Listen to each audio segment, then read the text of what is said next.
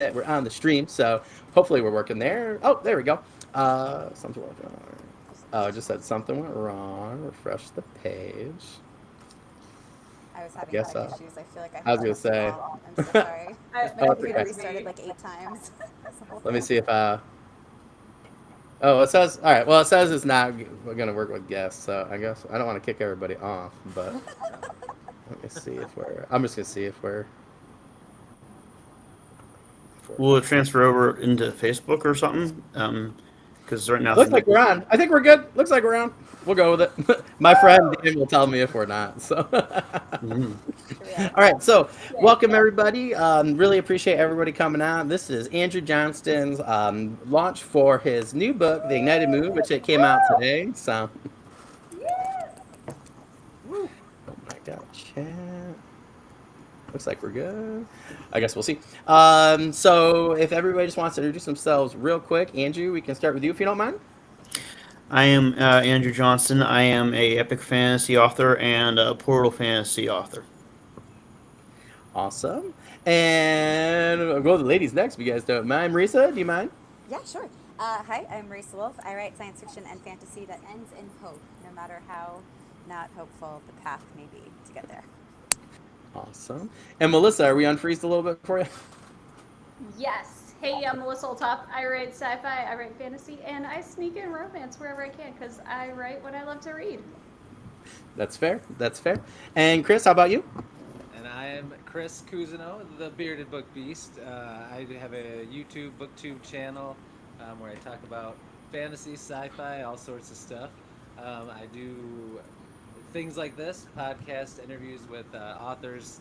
It's called Beast Friends Forever. We have a lot of fun, and I'm just excited to be here to hang out with all you guys. Yeah. Cool. I really appreciate everybody coming on. And if people are just coming for the first time, I'm Dan. This is the Fantasy and Sci-Fi Fanatics podcast. We do the same thing that Chris does.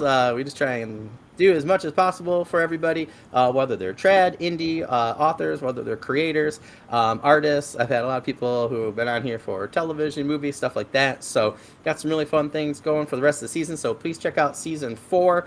Melissa actually and I just had our episode. It's actually up 2 weeks ago. So please check that out. And she has her newest release, Rise from Ruin, that actually comes out tomorrow. So please click in the description to go check out her book.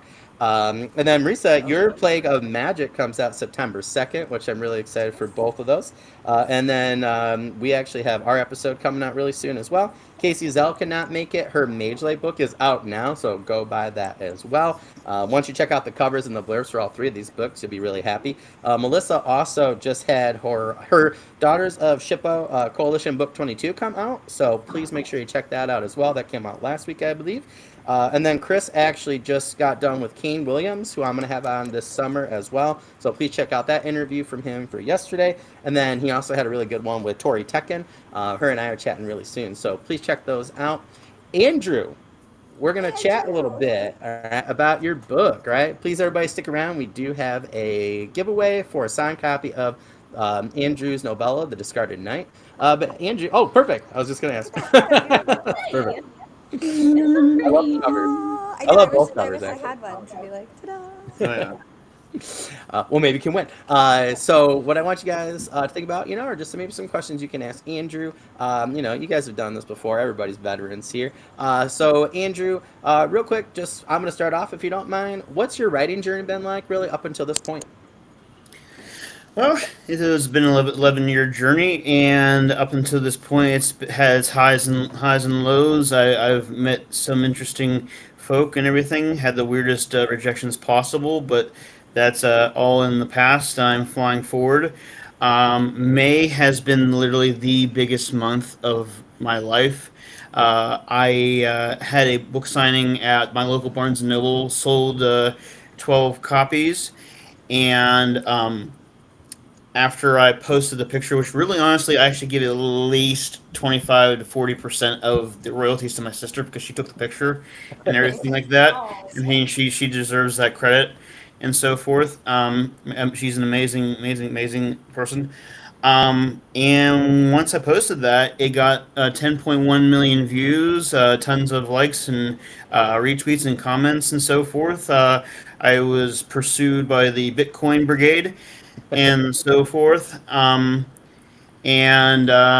crazy things happened. I mean, literally, people were commenting and saying, "I have that lamp," or "We make that lamp," and all that because they weren't sure if I was real or not. So I just posted a picture of myself going Yes, I have and the everything, and just to prove that I was 100% real and so forth. And then there's like someone made like a Peter Griffin kind of cartoon of me, and they replaced me in the spot where the signing was and all that, and gave me these big teeth and everything, and I was like, yeah, and so on. And hello, Stu. Hello, Brian. Cool whip. Anyway, Well, um, you do a good impression, so at least thank it you. was spot Yeah, on. Yeah. thank you. I used to be a career couch potato and all that. I had to end that career for writing and all that. It's much more productive. Fair enough. Fair enough. And so forth. And so I just kept blasting on. And then I ended up on Reddit, which I know very little about Reddit, but it was like a British meme Reddit thing. And people were making nice comments and so forth. And because I'm on the autistic spectrum and all that, I have received some kind of fan mail emails and stuff and so forth. One of them was from a guy. He said he was 30 years old. He could never do a meet and greet and everything, but he said he was going to buy my book. And then I actually got an email from someone who like however many jobs ago it was, I guess he was mean to me, and I barely remember him ever being mean to me. And he apologized, and he said he was proud that I was following my dream and that he wanted my autograph. And I'm like, okay, well, if I see you cool. at the Walmart or someplace, maybe we can chat and get to know one another and so forth and everything. The only thing I remember from the whole experience is him tossing a box farther than any piece of cardboard should ever go and so forth. But no, it's been a great adventure. I mean, May this month has been just absolutely crazy and so forth. I mean, my live, I had a live recently, and I mean, it didn't, practice makes better and so forth. But I did get some love from Bangladesh, so I'm like, I'll take it. I'll take some love from Bangladesh and everything. And I mean, heck, there was a guy, he said, I went through this website where they were hating on you and so forth, but I decided to buy your book anyway because it seemed, I wanted to see what the fuss was about. And then there was a guy who, it's a review where he says, he saw me go viral, but he bought the book for the genius. You'd have to look it up on the Discarded Night uh, reviews. That's the word. And everything. But it's been another blast, and I can honestly tell you that my positivity is greater than it's ever been, and I'm trying to do some things along the way. I'm trying to make a list of Pennsylvania authors to go for like a mid-month newsletter, and then I want to do just a newsletter specifically for just some indie authors that just don't get enough of a view. I want to go at least like 50 names and 50 titles and all that, and then people can just Google the names and titles and stuff like that and everything. But I might have to do it involuntarily because people aren't really they're kind of shy. They're not really coming forward. So That's I a just problem. thought, you know what? And then that's fine, and I'll put them up there and everything because I mean we all need a little bit of a spot to shine. I got like I think 50 followers, and they'll go to those 50 people and on Substack, and we'll go from there. But no, I'm uber busy, and I've been recognized twice in public. Once at a pharmacy,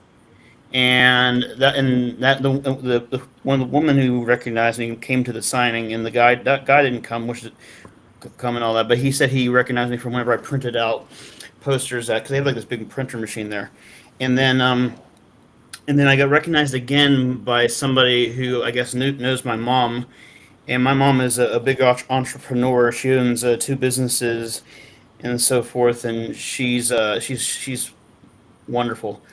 I mean, I think in my opinion, she's probably one of the biggest owners in southwestern Pennsylvania, in my opinion. But that's just my bias.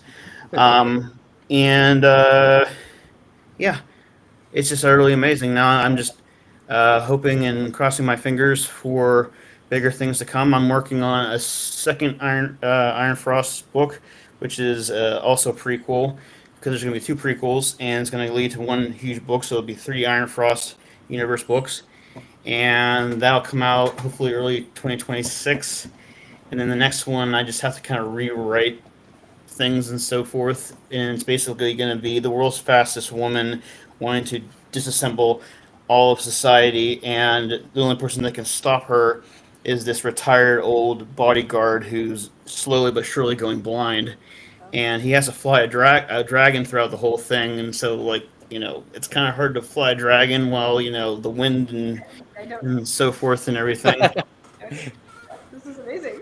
Of many dragons in And the then I kingdom now. and then I have another one that I started. I'm 16,000 words into, about a bookworm, a chef, and a chef, and not a soldier, but a third person. I can't remember what the third person is. But anyway, they're going to stop a famine, and so forth. And it's also fantasy. I want to try and make it grimdark though. Oh, interesting. Nice. Anybody with a follow-up question at all? Mine is more narrow. I don't have any broad questions.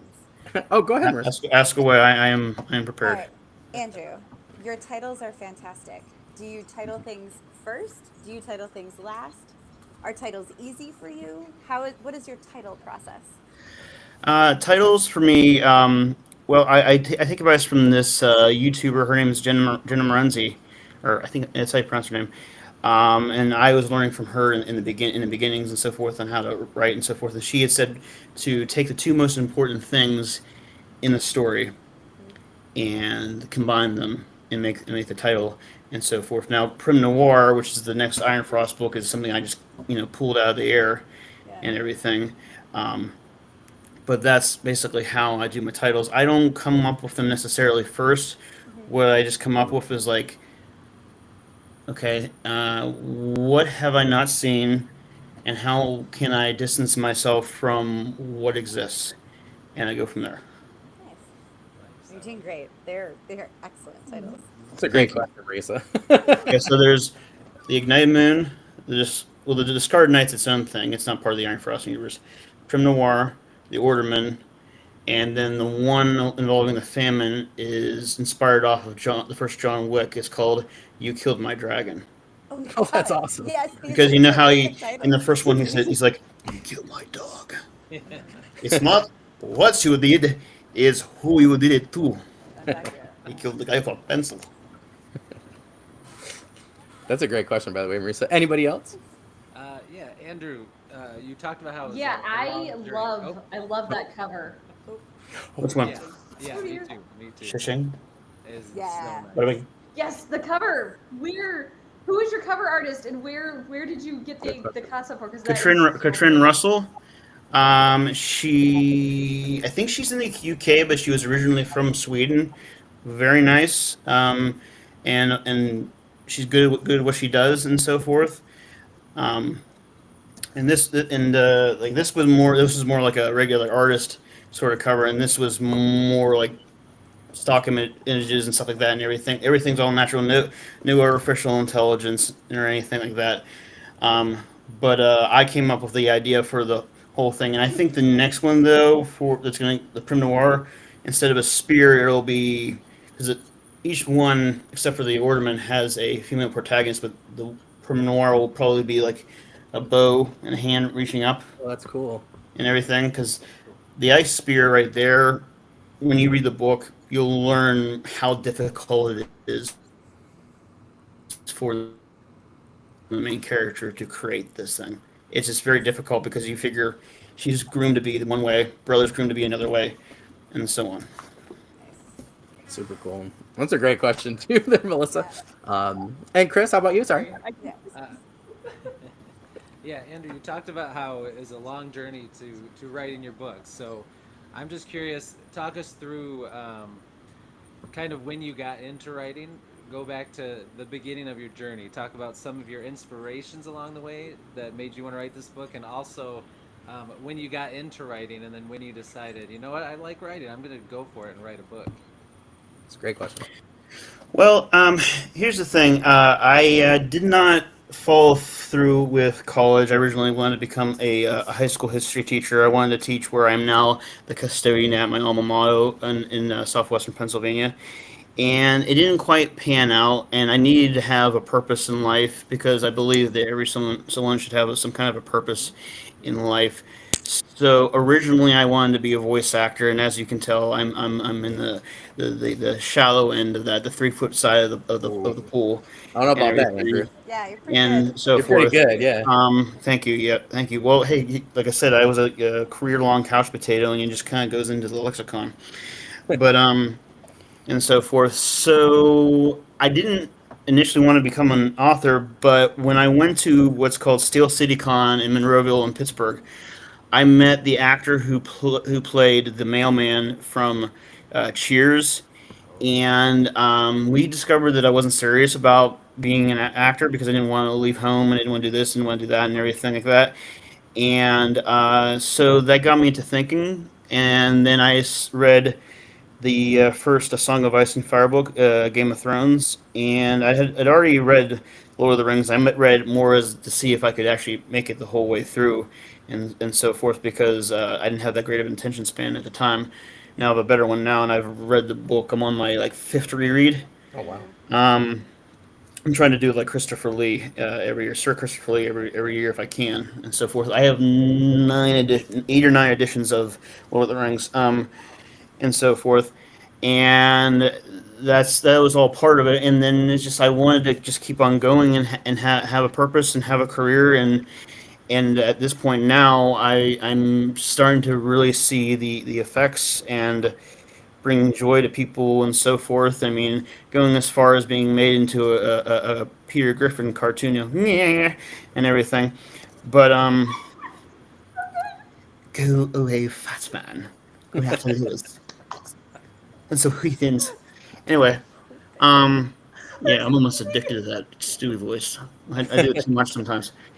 I actually got addicted to talking like Ozzy Osbourne and everything during a Thanksgiving in Florida, and people were looking at me like, "Stop it, just stop it." I hope that's the voice in your audiobook. I really do. Yeah, that'd be amazing. Yeah, I actually would love to do the audiobook, all the voices myself and everything, but it's just like a matter of my brain being able to stop at the right points and everything like that. But I can do the dialogue very easily.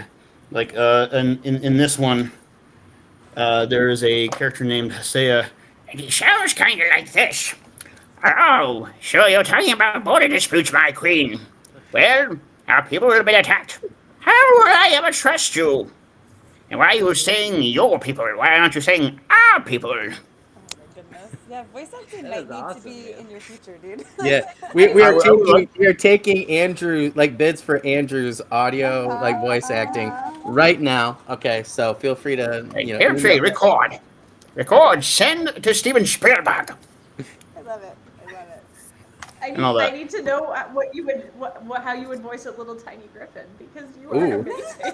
A little tiny griffin, okay, like baby griffin or little baby.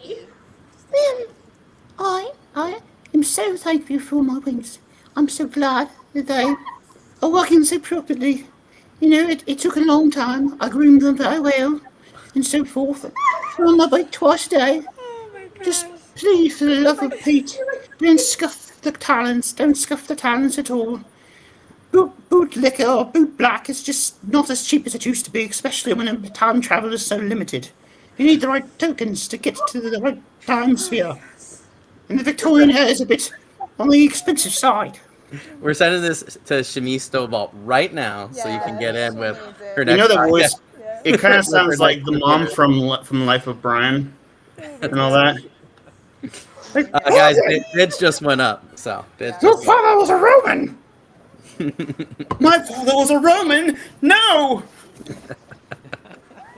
I don't know if anybody, if you have a minute, go back and check out Andrew's live read of his book, both from this last weekend, Saturday, for The Discarded Knight and The Ignited Boon, because you were doing some voices. I was like, It was. dang, these are really good. Mm. It was Go awesome. ahead, putting this in my browser so I can pick it up later because Yeah. that is important. It's awesome.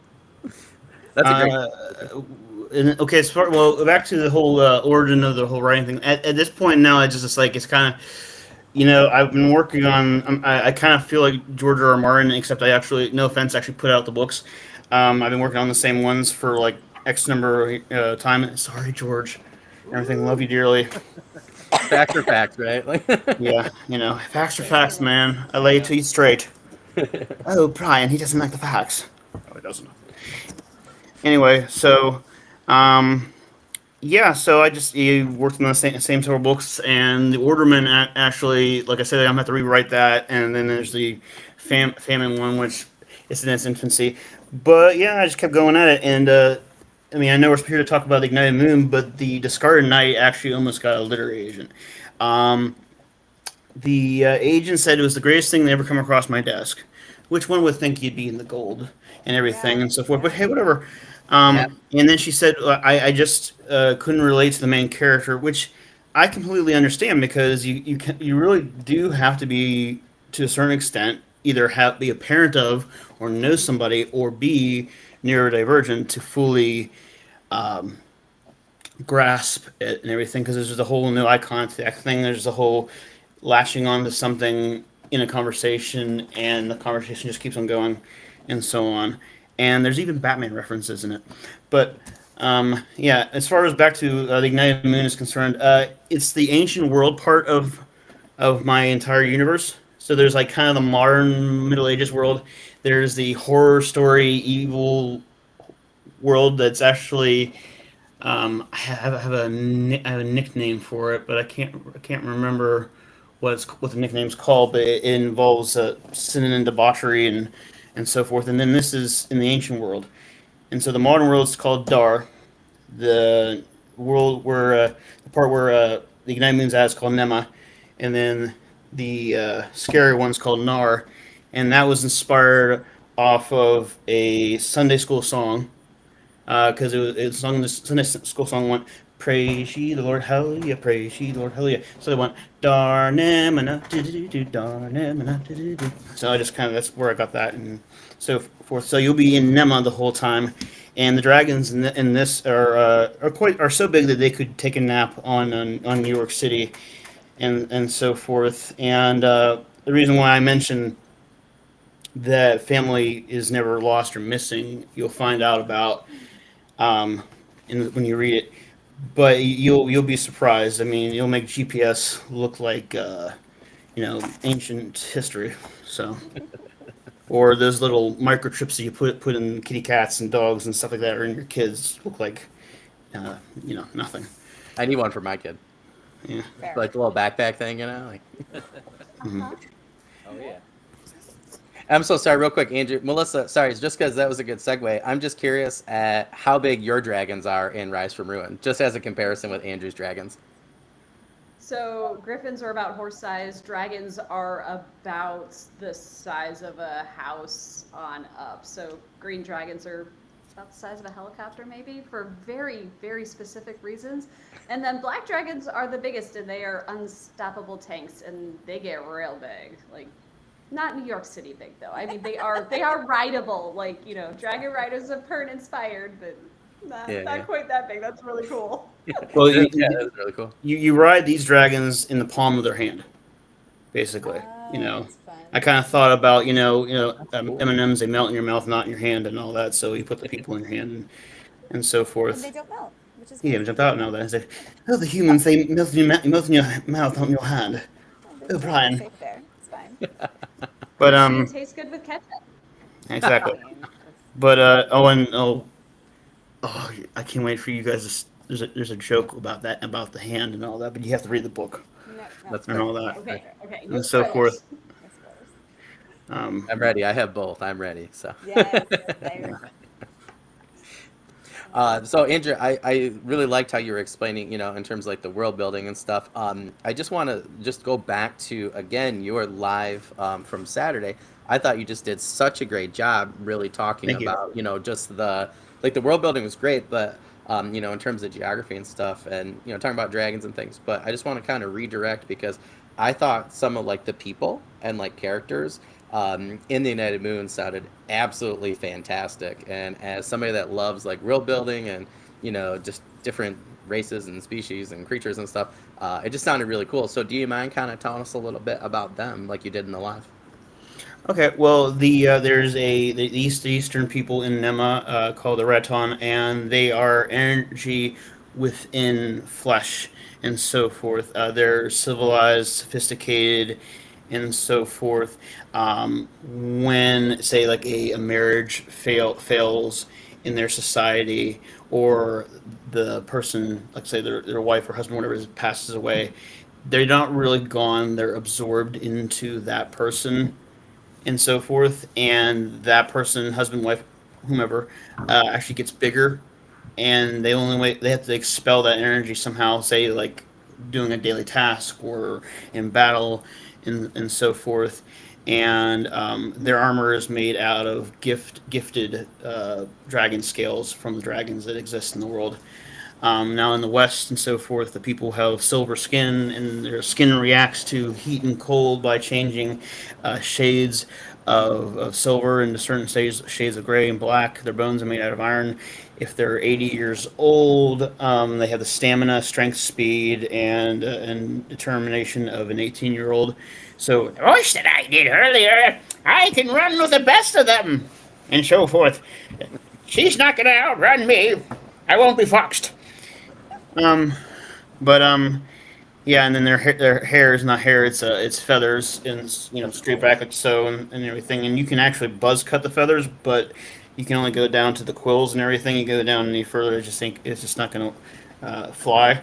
And then the main character Yassel, she is from the south, and she's basically almost like a flesh version of Iceman from the X-Men, as far as her genetics are concerned, and so forth.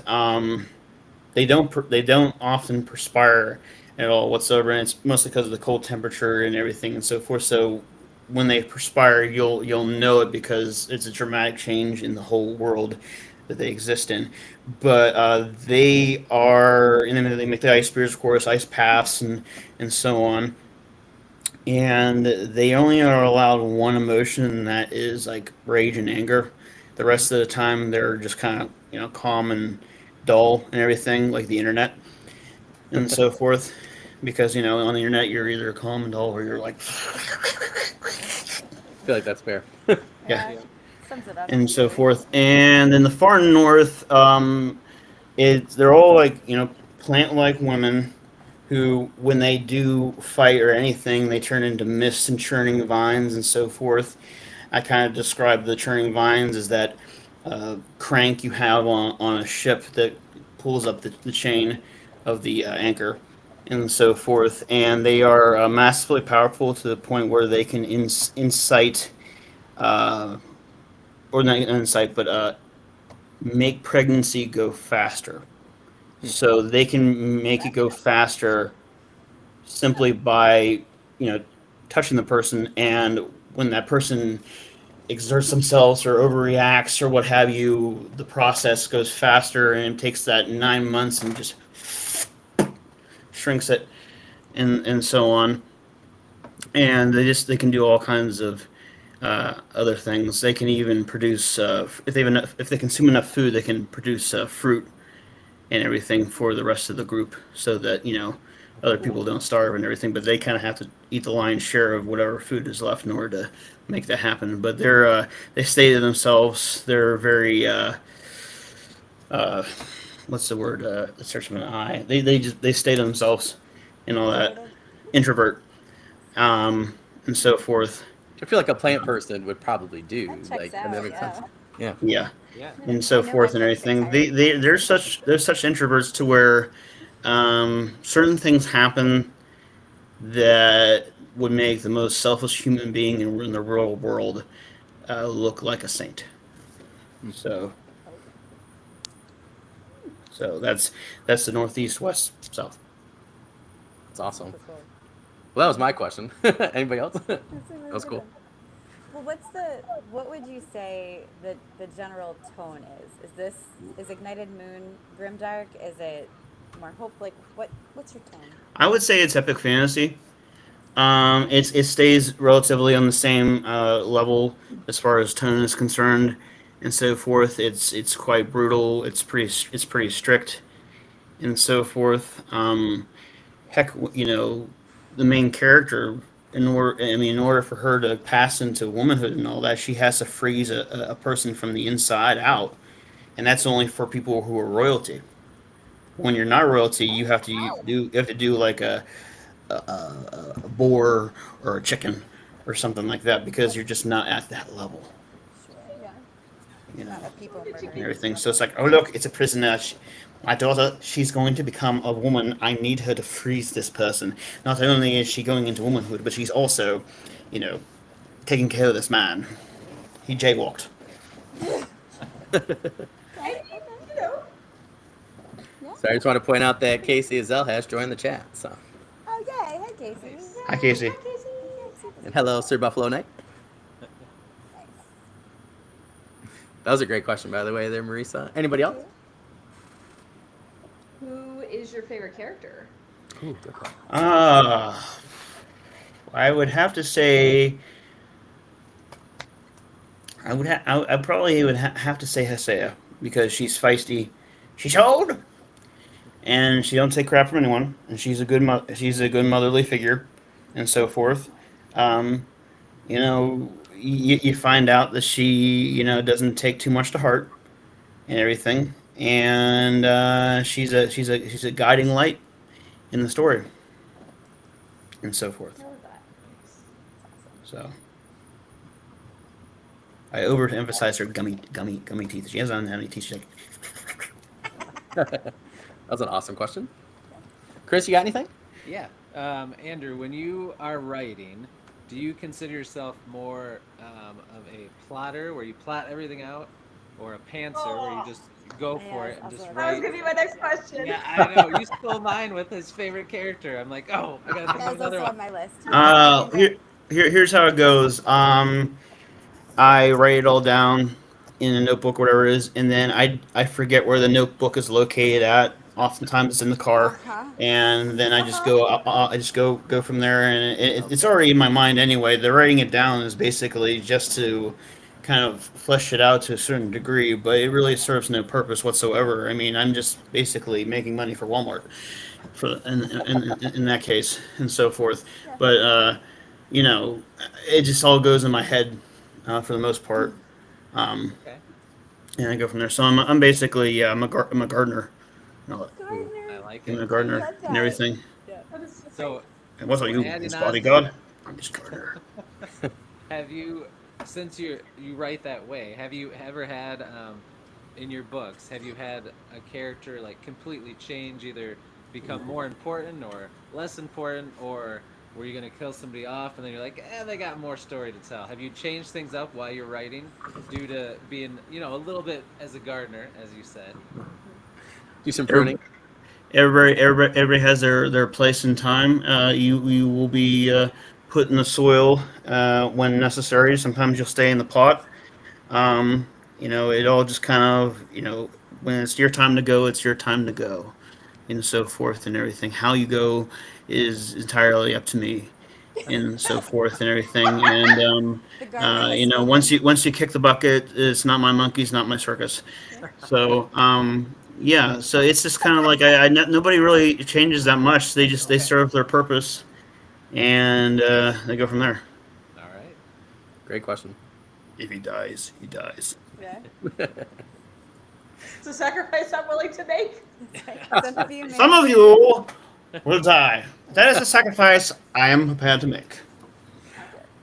I mean, it's got to happen, right? Like, I think of all the times recently where, like, I was so upset, and they got the reaction out of me that they wanted, right? And Yeah. they didn't kill their darlings at some point. Wouldn't happen, Mhm. right? So Yep. it's only Oh. fair. With the ignited moon, though, I kept asking myself, okay, when's it gonna happen? When's it gonna happen? When's it gonna happen? Are we there yet? Are we there yet? Are we there yet? Are we there yet? Okay, gone. Are we there yet? Are we there yet? Okay, gone. Like a carnival ride, like you're on, you're on. All right, you're out of here. Nice.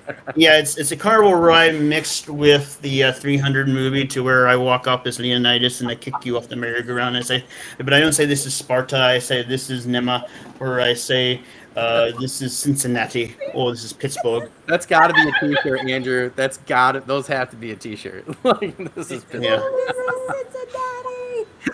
That'd be so. We are at the McDonald's on Route 30 and all that. Enjoy the grease and slip on the wet floor. Oh, with God as my witness, I thought that turkeys could fly. You thought the turkeys could fly? That's what I think of when I hear Cincinnati. Oh, gotcha. Cincinnati. Yeah. Cincinnati and the Bengals. Love it. Bengals. That's awesome.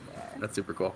Andrew, I'm curious, like, in terms of just like overall, like, what's like one thing that most surprised you about like releasing both books so far?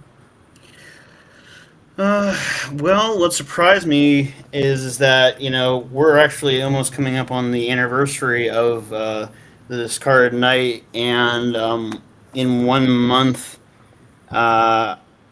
as far as being an indie author is concerned, I'm slightly less than a certain amount in making and just putting on the business hat here, making back the money on it and everything like that. And I just was surprised because being an indie author is such it's up and down process. You spend a lot of money, you do this, you do that, you take risks and everything and so forth, and you don't expect it to happen, and so on. And that was all good and well. And I'm what surprised me more than that, because like I said, I'm trying to treat it as a small business as well as being a creative person is concerned, and I'm yammering about things that I shouldn't yammer about, but I digress. Is just the fact that the amount of people that have said nice things about the Discarded Knight, and I'm honestly I'm hoping that it reaches more people on the autistic spectrum. I'm hoping that it just reaches more people in general. I have a friend of mine who he said, as a gay man and all that and everything, I could very much relate to it, being that I'm, part of a group that is looked upon in a certain way, whereas with the main character, he's with a bunch of people that are looked upon in a certain way that's not a positive light and so forth, and he could relate to it and so forth. And as far as Ignited Moon is concerned, I'm just very glad that people took to it and so forth. And I had one reviewer say it's actually a pretty heavy book. I guess that means that it's like just got a lot of world building and so forth and everything, which I'm like, okay, mission accomplished. Yeah. So, and that's what I was aiming for and stuff like that. And everybody wants to be an individual and shoot for their own goals, and those are the things that surprised me and everything. I was able to do certain things that indie authors haven't been able to do as far as the whole taking risks are concerned, and the amount of people who have come up to me online and so forth as far as on the autistic spectrum and being touched by the Discarded Knight, and then the amount of people that they like the world building and so forth in the Ignited Moon, and I'm gonna keep on going from there. I totally agree. Everybody needs representation, and it's great, for everybody. I'm a teacher, right? So seeing, like, when I first got into education, this upcoming school year, next year, will be 20 years for me working in public schools in some capacity. Like, yeah, more than half my life, right? 19. So it'll be literally half my life. So it's kind of wild, right? That to see how things were when I first entered, into public education versus now. And the big shift is what you're talking about, Andrew, is like everybody seeing themselves in books, movies, TV shows, games, whatever, and then is being accepted. Not just being invited, but also being accepted. And that's where, like, it feels great to teach this generation of kids, because they're more accepting than, I'll be honest, when we were on high school, just to be honest. And it's great. But again, I think that, it really goes to show you that it is really important, right, for everybody to not just, be like, oh, there's a seat at the table, but also feel welcome. So I've seen some people chat you online and stuff and, give you kudos for that. So I think that's awesome that, you've given them that perspective. So that's super awesome. Right. And with the Ignite Moon, though, I had a more in dare I say enlightened perspective on the world and everything and so forth. So there's things that are included in that are not included in the Discarded Knight. Discarded Knight's more just like an international cast than anything else. Also, people with disabilities and so forth. But the Ignited Moon, I explore into LGBTQ. I explore into just kind of like love triangle relationships and everything, and just more ancient, more important cultures to where your tradition really is important. And I have two tributes in there, which I mean they're not really. I wouldn't even call them spoilers and all that because unless you know me personally, no one's going to get them. There is an object that is part of the Hysaius family called the hanging down dingle dangle, and that's what my dad used to call the things that hang off of the leather coats of Oh bikers, yeah, yeah. hanging Oh down my dingle gosh, dangles yes. and That's everything. awesome. So I love it. I just wanted to use that and everything Cool. in there, and then also I pay tribute to the Navajo code talkers in the book and everything through Hysai's people as a way of their communication and so Oh, forth. that's Now I cool. don't use anything Navajo related in it. I just have a kind of a I got the inspiration from it, and I figure you don't really hear about that specific this specific soldiers and that specific form of communication nearly as much as you hear about um, the one that had the movie with Benedict Cumberbatch in it. The Oh, the afraid Enigma code. the Enigma code and all that and everything. You hear more about the Enigma code and you hear about all the other things, but you don't really hear a whole lot about the Navajo code talkers and everything. So that's my tribute to the Navajo code talkers is that specific form of communication in there, which it comes in handy. That's awesome. Oh, and my friend Jack in the chat actually asks, "How do you write a chapter? I feel like ideas are easy for me, but my chapters end up being like 2 pages long. What's your secret?" So, how do you write a chapter? Well, I try to limit it to. I mean, you don't have to limit it to this to 3,000 words and so forth. I break it up into sections and so forth, and I try to do everything in order the best I can, and I try to cover all the bases. I do multiple point of views. Now, the United Moon is not multiple point of views. This is my second attempt at a singular point of view character, but I generally do multiple point of views, and I just with the multiple point of views, I look at what that character needs to accomplish in that period of time, who they need to interact with, who they need to off, what do they need to climb, and I go from there. And if I accomplish that mission, I accomplish that mission. And if you want to keep it even more organized, I mean, and it's up to you. It's just you'll be doing a lot of copy and pasting. You could have a file for one point of view. You can have another file from one point of view. The thing is you're just going to have to be numerically in order, properly, and so forth. But yeah, you just go about it that way, and it works, and so forth. That's a great answer, Andrew. I'm actually really curious, like, what the rest of you guys kind of think about that. Like, how do you, like, start your chapter, and where do you kind of like end them? So, side tangent real quick. I keep looking up like a crazy person, and I need the internet to know that my children are currently running back and forth upstairs Mine like too. a herd of elephants. I'm like, what are they doing? I'm sure it's fine. They're unsupervised. It's fine. Girl, I had to literally text my husband. I'm like, what is going on up there? If there's nothing leaking and there's nothing smoking, then you're We're fine. fine. We're That's all fair. fine. Nobody's bleeding. Everything's fine. I'm just like, why? So when If you're not bleeding or Yeah. If you're not on fire, just dying, don't scream. right? I'm like, guys, just zip it. I usually do great. This is less than you just optimal. have to look. Yeah, that's fine. We can't hear anything if that helps you. Yeah. Well, Yeah, no. It does help. It helps a lot. I just like, oh god, I look like I'm crazy because I keep going. Girl, that's why I'm like, yeah. I thought it was the griffins or the dragons that Yeah, were coming that's in. some of the Flying story. around. Yeah, Those little totally. griffins, the little griffins are misbehaving. They're going out to eat your bird seed. Oh, man. Okay, chapters. Yes. How do we do chapters? A wing and a prayer. It was not a Griffin reference, but it could have been. So I like it. So there are lots of rules, right? Like every chapter should tell you something about the world, tell you something about the character, move the story forward. There's all kinds of things out there you can find the structure that feels good for you. For me, it is literally different for every project, and it is often different at different parts of the book.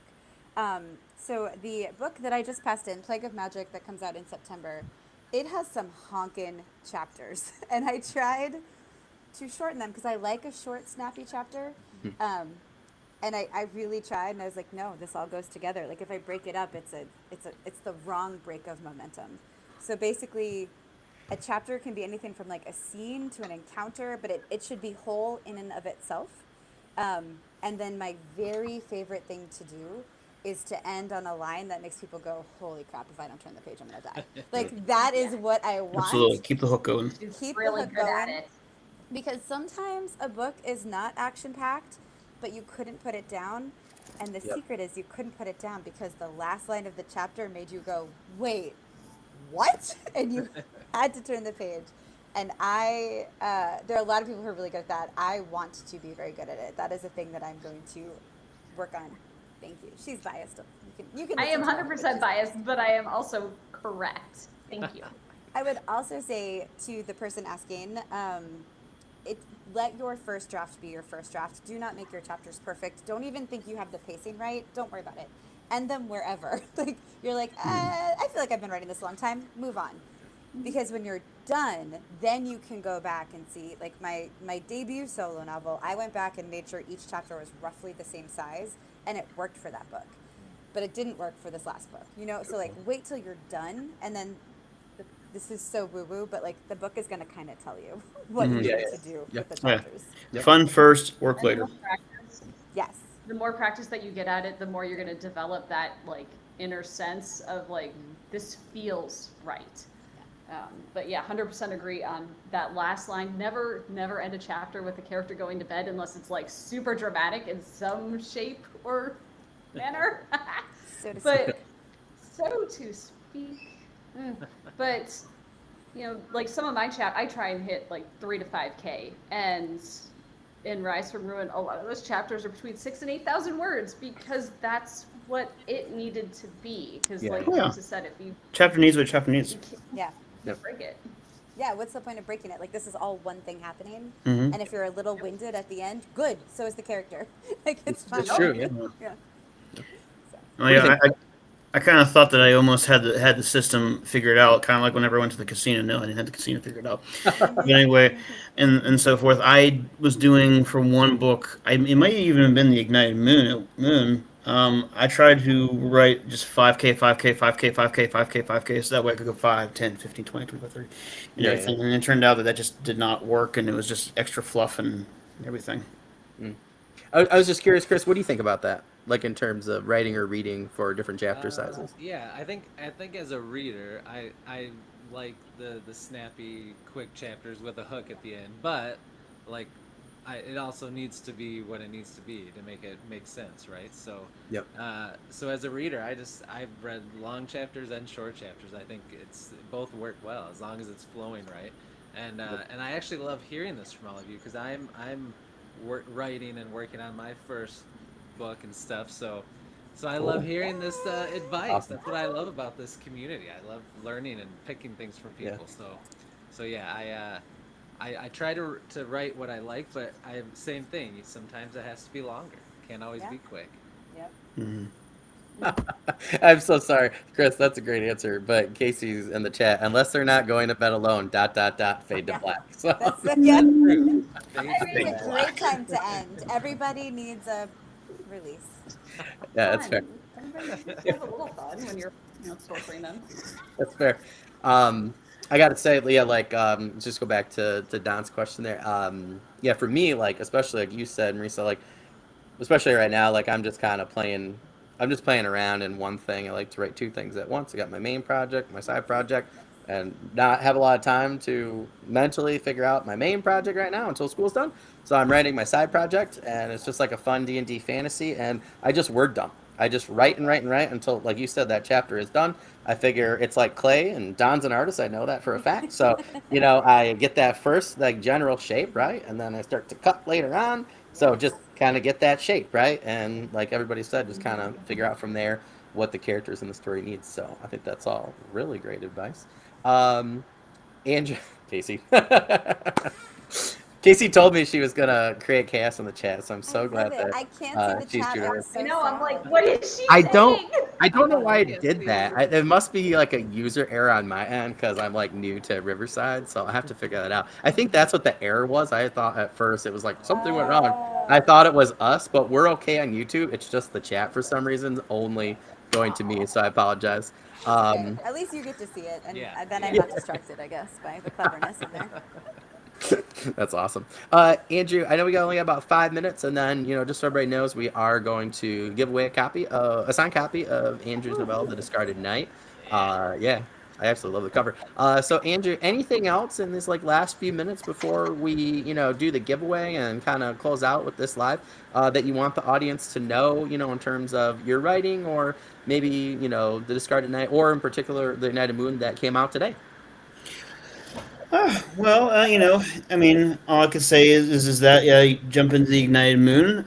It can actually even act as as a standalone in itself. Like I know I advertise it as a prequel or one or two prequels, but it can stand on its own 2 feet and everything like that. Because when you read the Orderman, which is the third of the three books and everything, that does answer some questions that you may or may not have whenever that's finally out and about and everything. But yeah, start with the ignited moon. Enjoy the ancient world. Enjoy the traditions and rituals and so forth and everything. The trouble with love. The dragons that are too big for your Kindle. And remember you can't buckle up in the hand of a dragon. It's a good That's reminder. awesome. Yeah. You could tie yourself to the finger. I gotta say, Adrian, I was really excited when I opened up my Kindle today, and I'm like doing my book club book with the audio. I'm connected with the Kindle. It's like to read/listen, and right next to Oathbringer is the United Moon. I was like, all right, let's do this thing. So I was like, I don't know why I forgot that I pre-ordered it because we've been doing nothing about talking about yours and then Melissa's.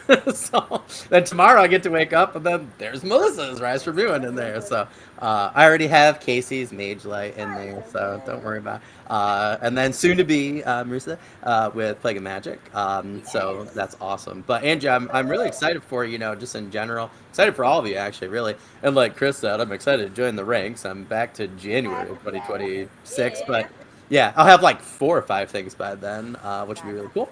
But I'm really excited, for you just to, I liked everybody when they were talking about, the Discarded Knight and everything, but I'm really excited about the United Moon because it's just like kind of my jam. When you were talking and reading on your live, feed on Saturday, I was just like, oh, this sounds amazing. And I really liked when you did the live read because, just with like the characterization and just like even like your tone as you're going through, it was, I agree with you. Your tone is epic fantasy. So I feel like, I really feel like you're gonna really find your audience this time around. I think epic fantasy is the way to go and the way to stay. I mean, the reason I want to go to Grimdark is because I just love Joe Abercrombie. I mean, the man's hilarious and everything. But I think epic fantasy is the way to go. And you never know, maybe someday I'll meet Joe. He'll give me some tips and everything, and we'll darken the light soul that is Andrew. Excellent. It's a good plan. I like it. I have to say, and I think I told Andrew this maybe privately or whatever that day, but like I met Pierce Brown when Pierce had just released Red Rising, and he told me, I just want to before we kind of wrap up here, I want to tell everybody this. He literally told me, and I wish I had this on tape. He told me, I said, good luck. It looks awesome. It sounds awesome. Romans in space, essentially, And he literally looks at me with a straight face because he just started, right? Brandon Sanderson's in the corner. Patrick Rothfuss is there. And they had just essentially, like, Way of Kings just came out and Name of the Wind. And Pierce looks at everybody else. Michael J. Sullivan's right next to him, right? Like, already big at the time. And Brian McCollum's across the way as a rookie and all these other people. And he literally looks at me and goes, I don't know. Maybe I'll sell a few. Oh, sweet bear. I love that. Just a few. And we all sell that few. I know, right? But it's just like, isn't that funny, right? And that's what I loved about meeting indie and traditional authors at the same event, because it's like, how funny is that, right? And it's like, to see this now, and that's why I started this podcast, because I want to check in with people at different points, right? So it's cool, Andrew, for me, I'm sure others too, like Chris, Marisa and Melissa, to check in with people, kind of see where they're at now. These are snapshots. That's why I always love interviewing people, kind of see where you're at now, and then see where you go later. So it's always really, really fun just to see, and like Chris was saying, like help garner, people to success. So I'm really excited for you for the United Movement. Rising tide. Thank you. Yes. Yeah, I like that. Yeah, rising tide, totally true. Anybody else have anything like a closing statement or question, anything before we do the giveaway? Let's do the giveaway. Congrats. All right, cool. Let's go. And I'm so sorry because that's just how I am. But Melissa is here. I just want to remind everybody that her book, Rise from Ruin, if you just joined us for some reason or come late, her book, Rise from Ruin, comes out tomorrow. So make sure you go. And, it looks amazing. Yep. Check that out. All right. And then her book, Daughter of Shippo, already came out last week. Sorry, Marisa. Double release. Yeah. So make sure you check that one out as well. And then Casey Zell is in the chat. Her and I have our interview this Friday. It'll actually be out July 5th. Thank you. Mage Light's right there. Thank you, Marisa. And then Risa's Plague of Magic comes out September 2nd. Marisa, I forget when our interview comes out, but it comes out soon too. Yeah, July. It's like something. Yeah, I should have looked up the exact date. But you guys can find that on my website and everything. Chris and I are hoping to chat really soon this summer as well, so looking forward to that. But again, just to remind you guys, please go to Bearded Book Beast for Chris, subscribe to his channel, check out great interviews like you said, King Williams yesterday, and then Tori Tekken. I'm actually having both of them on within the next couple of months, so make sure you check those out. Chris had great interviews with them. I was able to check out a little bit of Tori's and just a few minutes of Kane's, but they're already really good, so can't wait to go back. Andrew, ready to do this giveaway? Absolutely. All right. So I'll just double check here. So we are giving away a signed copy of The Discarded Moon. And let's double check my numbers. This is Discarded Night. Sorry, Discarded Night. I'm getting tired now. We had a huge event at my I school. can't. Oh, it's too bright in here. Can't see the audio. They love my John Hancock. Ooh. Nice. All right. Side. And I'm going to go back into Riverside. And then I am going to... I guess I should test. We didn't test the... Did you hear my drum roll the other day, Andrew, when I did it, or no? No, I don't remember. We'll see. I have a We drum can roll. make one if we have to. I think That's fair. Can you guys hear that? Oh, yeah, it's not working for some reason. Oh, I think it's going to be live. That's okay. We'll do a fake drum roll. And Alexander White. Am I? and actually, it's Pierre Kelly. So, Pierre Kelly. Hey, Pierre Kelly, congratulations. Yeah. So you want a copy of The Discarded Night, Pierre? I will get your email and message you later on. Thank you so much, everybody, for coming on to the chat. We really appreciate it. Andrew, again, good luck. I know we'll chat, a little bit later. Andrew and I, that's what I forgot. Andrew and I actually have our own interview that will be independent. That actually is we're gonna talk about a lot of different things between The Discarded Night and the United Moon. See, I said it right that time. And I actually have our release date for that right now. And Andrew and my interview is actually going to release July 26th. So that was close as I could get to this release. But we'll actually kind of, talk about a few weeks in, obviously, of his release. And we'll get an update, which would be really cool. Other than that, I really appreciate everybody coming on. Marisa, Melissa, Chris, thank you so much. You guys' questions were great. I always love Good to hearing see you all. So awesome. Cool. Congratulations, Andrew. Thank you very much. Awesome. Well, everybody, thank you so much. I'll email everybody, and we all got a lot to talk about, so it'd be really fun. I can't wait for everybody to, come back. Oh, I know. I totally forgot about this because we haven't fully scheduled it yet, but Marisa Wolf, Melissa Olthoff, and Casey Azell, we're going to do a Feral Chaos takeover really soon now that I got this whole Riverside thing figured out. So please stay tuned. That is not going to be like a season episode. It's going to be a bonus episode, and we'll hopefully do it live for that. So that'll be really soon. I get done with school like June 28th. So expect that after July 4th at some point when the ladies and I can meet. But please make sure you check that out because we're going to have a feral good time. So I really can't wait for that. So, that's definitely going to be a t-shirt. So I'll supplement them at my school. So You find yourself needing a cartoon voice for your griffin. Just and please call me Long. And Andrew is taking bids for, his voice acting and I'm skills. taking Yeah. So please make Yes, sure. I am. If you want to call upon me, I am here. Yeah. That's fair. Yeah. So I also do Mark Hamill's Joker voice. Without Batman, crime has no punchline. Oh my god, that was amazing. That was amazing. I know we're running out of time. I don't want to get cut off, but I really, again, thank you everybody for coming. Andrew, good luck. Like I said, I'll email everybody later on our private chats and stuff. And thank you so much, everybody, for coming on. I look forward to talking to everybody again later on. Thanks Hope so everybody much. has a great rest of the night, okay? Andrew, good luck, and I'll talk to you soon, okay? Lovely, thank you. Two Have a bats. good night. Okay, good Bye, night, guys. everyone. Bye. See ya. Alrighty.